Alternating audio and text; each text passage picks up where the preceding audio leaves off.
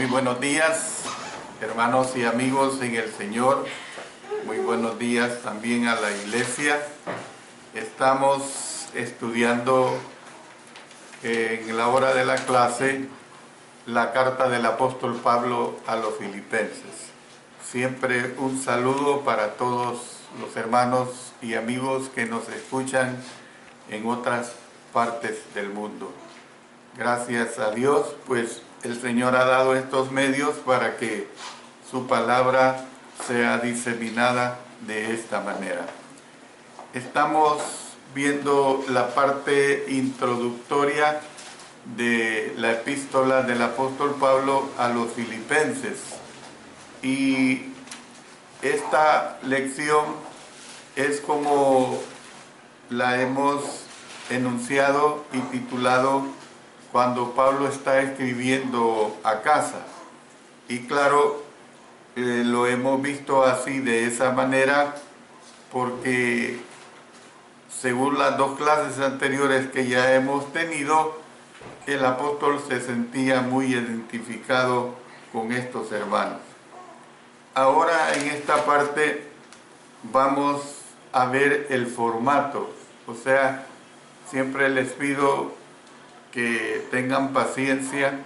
No vamos a entrar a discutir ninguno de los aspectos que aquí se enseñan en la carta, pero sí es necesario que ubiquemos cómo es que la vamos a estar desarrollando. En cuanto a este formato, a estas alturas ya debe de tener un entendimiento generalizado de la epístola del apóstol Pablo a los filipenses. Sin embargo, antes de dejar los comentarios de introducción, vamos a analizar el formato del libro o de la carta. En primer lugar, es una carta. Era el estilo en que se escribían las cartas en aquel tiempo. Entendamos que se trata en primer lugar de una carta y como tal tiene las características usuales de las cartas escritas en el siglo I. Y voy a nombrar algunas de esas características comunes que tenían las cartas. Primeramente se ve la identificación del autor, Pablo y Timoteo, siervos de Jesucristo. Luego se ve la identificación a los destinatarios, a todos los santos en Cristo Jesús que están en Filipos con los obispos y diáconos.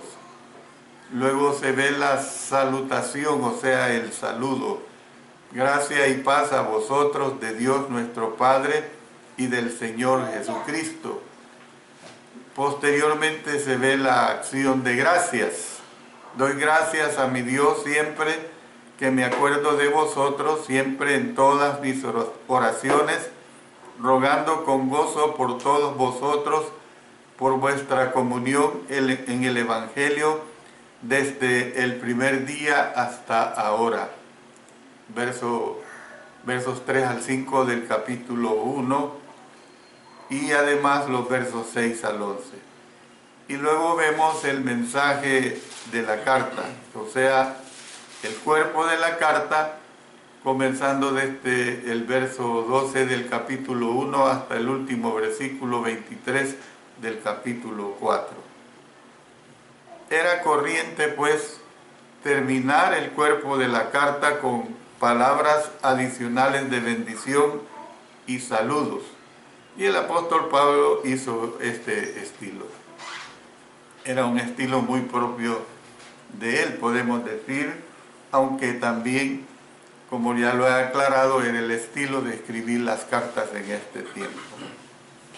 Yo tenía una tía abuela en la ciudad de Chalchuapa, y había una pariente que me decía, viera que me gusta leer las cartas de doña Josefa, me decía.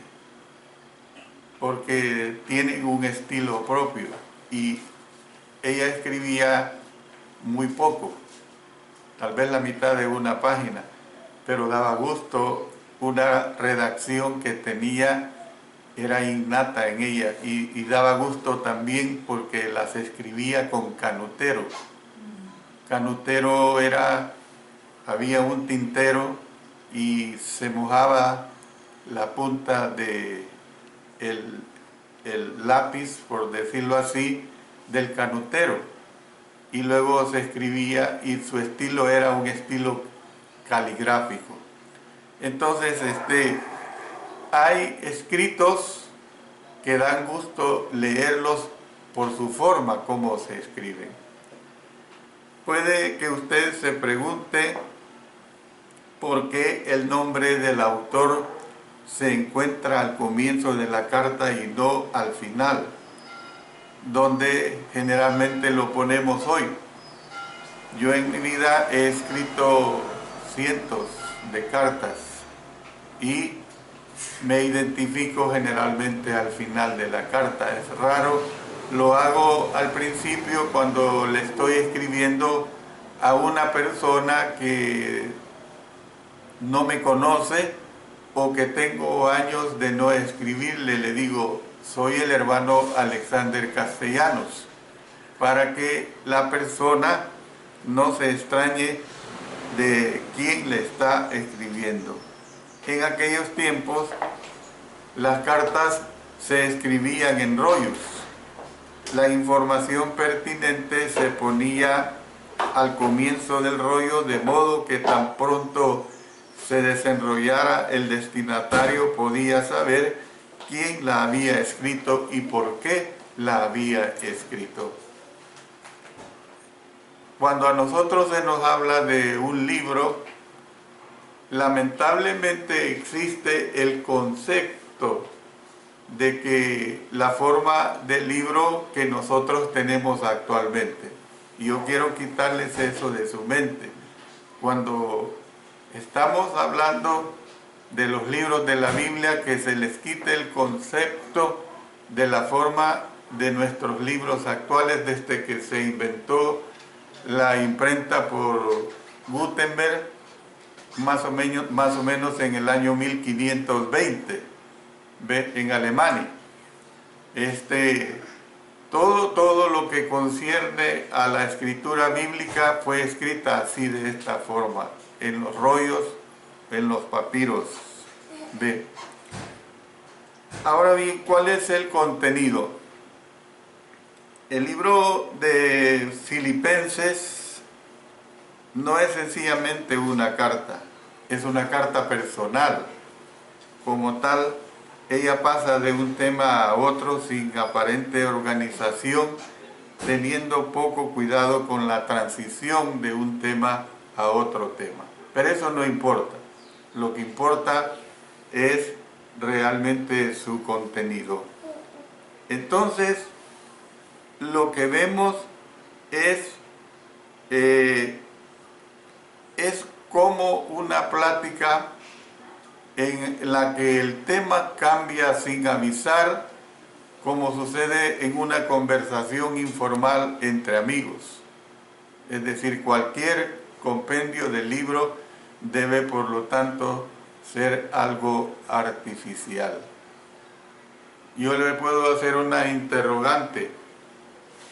Alguien dijo, ¿quién puede analizar una carta de amor? Esta es una carta de amor. Sin embargo, como es diferente a escribir una carta de amor del amado a la amada o viceversa, es una carta que procede del Espíritu Santo, sí la podemos analizar. Sin embargo, hay varios compendios útiles del libro que se han hecho. Por ejemplo, en el capítulo 1 se ve que Cristo es nuestro propósito. En el capítulo 2 se ve que Cristo es nuestro modelo. En el 3, Cristo es nuestro galardón. Y en el 4, Cristo es nuestra provisión. Entonces, en vista, como lo vamos a ver más adelante, La mente, o sea, el pensamiento, es un tema importante del libro. Hay otro autor que usó este tema en su compendio y me gusta bastante. Habla del primer capítulo de la mente íntegra, luego habla de la mente sumisa, de la mente espiritual, hasta llegar al capítulo 4 de la mente segura. Muy bonito, y lo vamos a comprobar cuando lo estudiemos. Tal vez, sin embargo, uno de los mejores enfoques del libro sea enumerar su contenido. Voy a mencionar este contenido. Al menos voy a hacer una relación de 9 partes de este contenido. Tenemos primero la salutación del apóstol Pablo, luego la acción de gracias y oración por los filipenses. Luego pasa a describir un vislumbre de las prisiones de Pablo y de los padecimientos en general que por supuesto él había tenido. Posteriormente habla del aliento a promover la unidad por medio de ser humildes y obedientes, como lo fue nuestro Señor Jesucristo y como lo vamos a ver cuando entremos a ver el capítulo 2. Esta, podemos decir, es una gran sección teológica de la epístola, porque sí, vamos a ver en este capítulo 2, tratándose de la descripción del sufrimiento de Cristo, mucho del aspecto teológico. Luego habla de un plan futuro de enviar a Timoteo y un plan inmediato de enviar a Epafrodito. Ya lo he descrito en una parte de la introducción, la preocupación que hubo porque Epafrodito se había enfermado. Luego veremos la advertencia contra los falsos maestros, advertencia en las que el mismo Pablo se presenta como ejemplo apropiado a seguir. Y ya he dicho que esta advertencia se presenta, sea que se dio para los hermanos de Filipos, o sea que también se dé para con nosotros.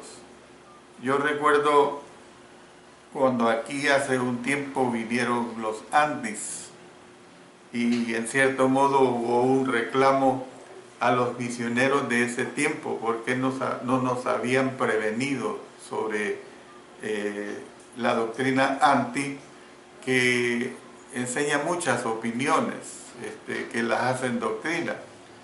Y la respuesta del hermano fue decirme: Alexander, nunca vimos la necesidad porque no había ese problema acá, pero muchas veces hay que enseñar estas situaciones para cuando se den.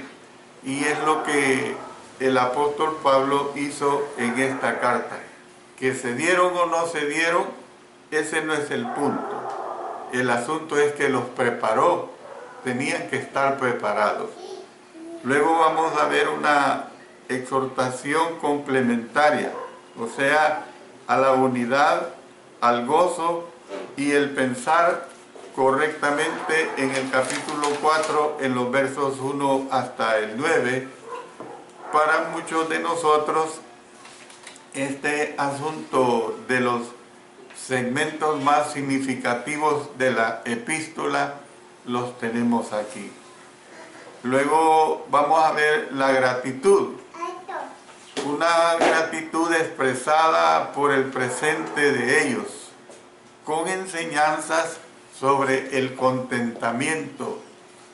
O sea, en Filipenses 4:11 dice: he aprendido a estar contento cualquiera que sea mi situación. La antigua versión dice así. La nuestra, Reina Valera 60, dice: cualquiera que sea mi circunstancia. Y por último, veremos la conclusión con los saludos y con las bendiciones personales. Ahora, cuáles son los temas que dentro de la carta se discuten, cuáles son los temas que vamos a estar viendo. Aunque la carta parece tener poca organización interna, ella tiene varios temas que se repiten. Uno de ellos es la comunión o la participación. Ahí lo dice verso 5 del capítulo 1, verso 1 del capítulo 2. Y otro es un énfasis en la mente y los pensamientos. Cuando avancemos en la lectura del libro, yo le digo que le ponga especial atención a palabras como pensar, palabras como sentir, palabras como entender, como reflexionar, como hacer memoria. También hay una filosofía subyacente, o sea, una filosofía que se encuentra debajo de algo, o sea, una filosofía escondida. Eso es lo que significa la palabra subyacente, algo escondido que está relacionado con la persecución y con el sufrimiento. Esto lo vamos a dejar también claro. Por eso es que se habla mucho en esta carta acerca del gozo. Y un tema que predomina es el tema del gozo. A Filipenses se le ha llamado un himno de gozo. Pudiéramos cantarlo toda la carta. Es una carta que habla acerca del gozo. Las palabras gozo, las palabras regocijo se encuentran 15 veces en el libro. Por ejemplo, aquí tenemos un pasaje que da un ejemplo de lo que estoy diciendo. Y vayamos a Filipenses capítulo 4, verso 4. Regocijaos en el Señor siempre. Otra vez digo, regocijaos. Vuestra gentileza sea conocida de todos los hombres. El Señor está cerca. Por nada estéis afanosos, sino sean conocidas vuestras peticiones delante de Dios en toda oración y ruego, con acción de gracias. Y la paz de Dios, que sobrepasa todo entendimiento, guardará vuestros corazones y vuestros pensamientos en Cristo Jesús. Palabras adicionales de la carta se relacionan con el gozo, tales como acción de gracias, paz y contentarse. Entonces, esta es la razón por la que se le da el título de El cristianismo gozoso a este estudio del libro. Porque, como lo vuelvo a repetir posteriormente, he aprendido, dice el apóstol Pablo, a estar contento cualesquiera que sea mi circunstancia, cualesquiera que sea mi situación. Entendamos que este gozo no es solamente el resultado de una actitud mental positiva.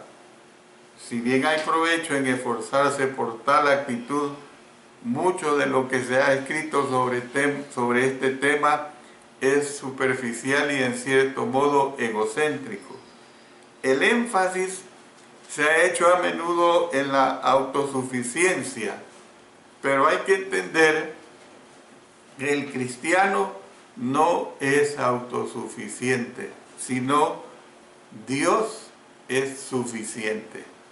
Eso es lo que tenemos que entender.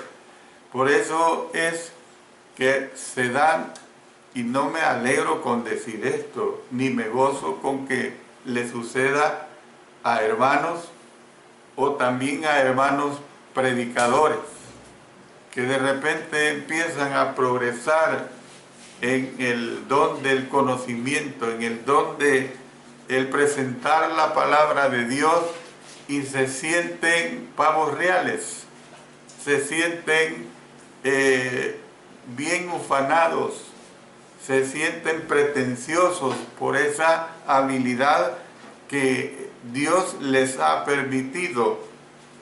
También digo lo opuesto a ello.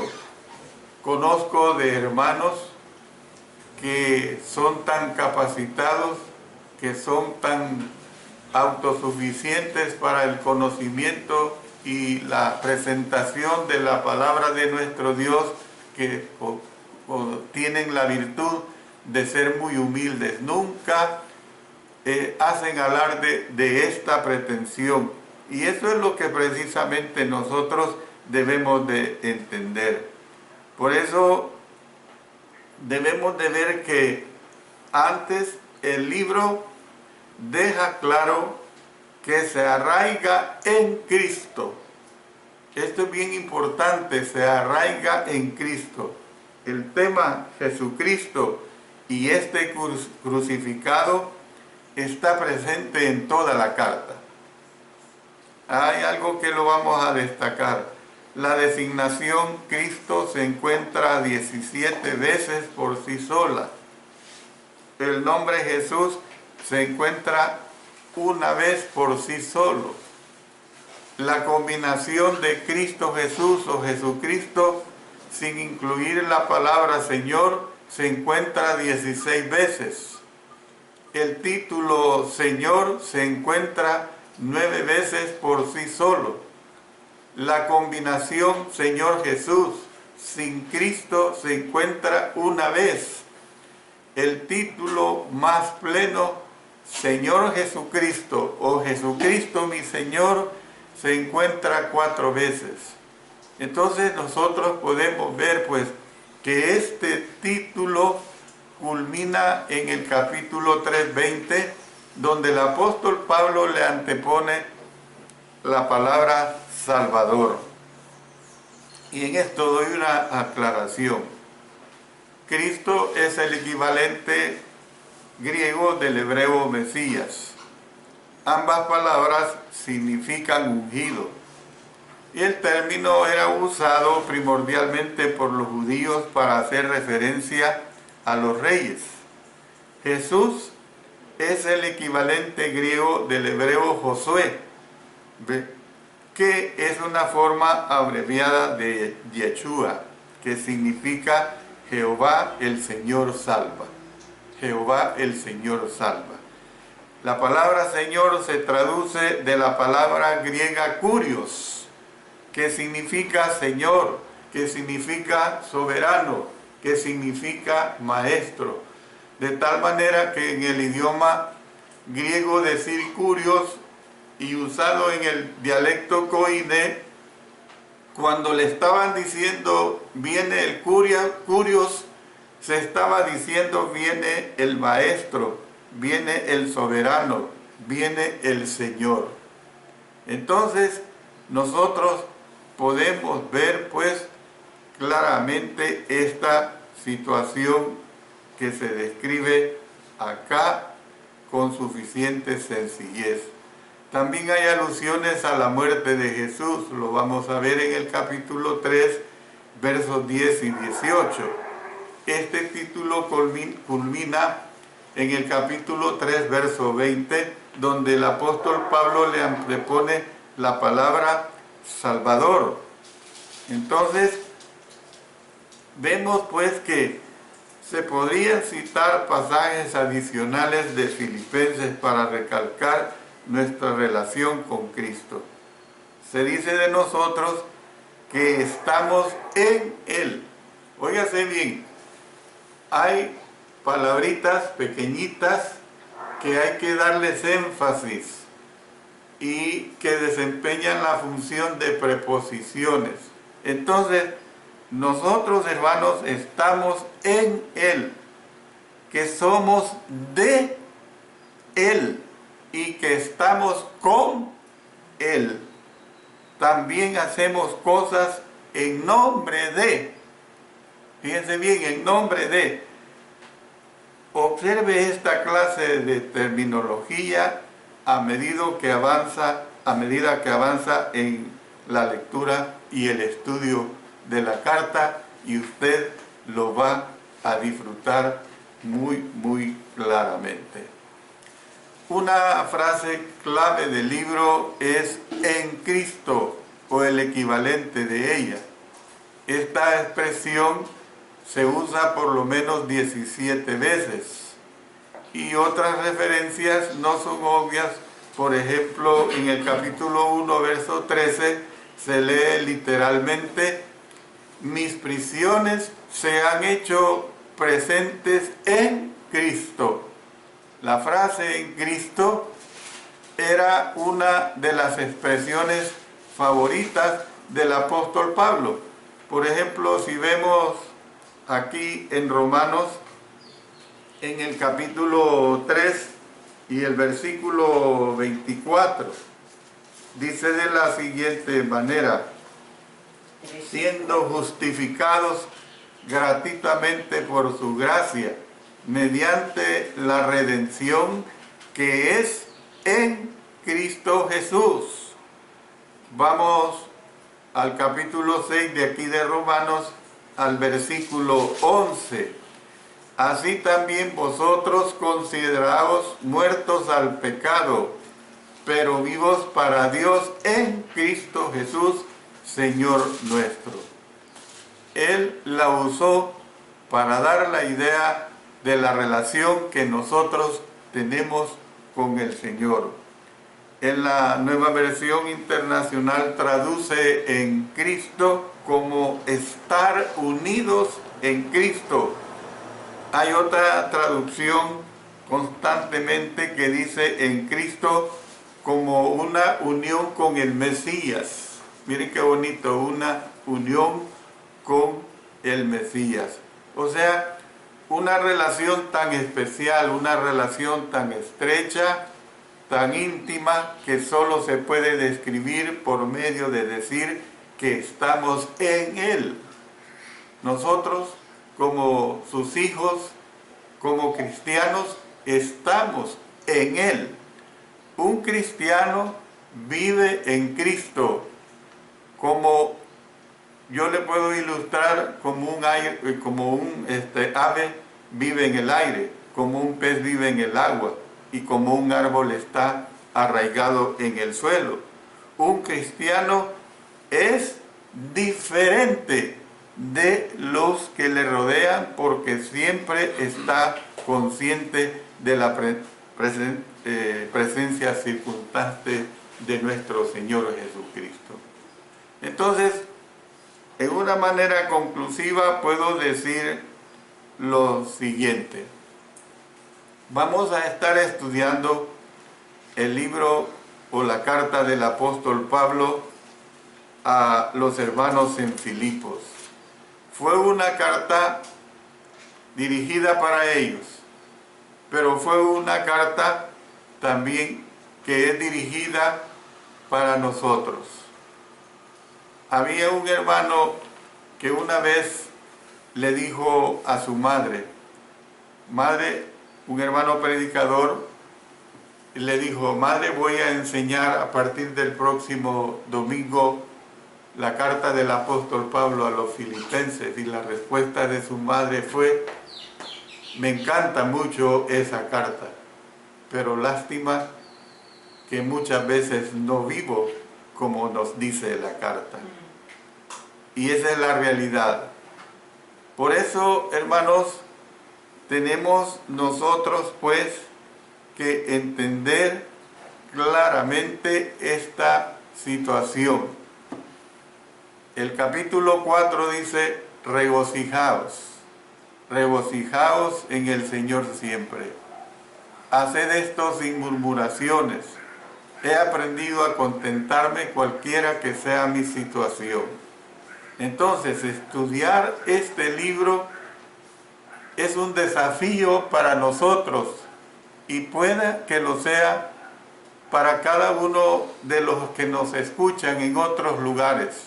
Sin embargo, estamos conscientes y deseando de empezar porque mezclado con los alarmantes desafíos hay en él un maravilloso consuelo. Y eso es lo que nosotros podemos ver en esta carta. Hay en esta carta hay un maravilloso consuelo a nuestro cristianismo, un consuelo que nos anima a ser cristianos cada día más devotos, cristianos cada día más entregados a nuestro Señor. Debe ser emocionante estudiar, hermanos, acerca del cristianismo gozoso. Esa es la realidad. El cristianismo así lo tenemos que ver, no como algo que cuando amanecemos el día del Señor, Satanás haga la parte y que en nuestras mentes y corazones y voluntades y nuestras funciones motoras nos haga que sintamos que tenemos que reunirnos, pero con desidia, no con entusiasmo. Esto no va con la profundidad de esta carta, no va con la profundidad de la voluntad de nuestro Padre Celestial, el Señor Jesucristo y el Espíritu Santo. Que en nosotros, hermanos, haya el deseo ferviente de reunirnos como iglesia del Señor. Dios bendiga su palabra, Dios bendiga lo que nos legó a través de este hermoso tratado sobre el gozo y sobre el amor.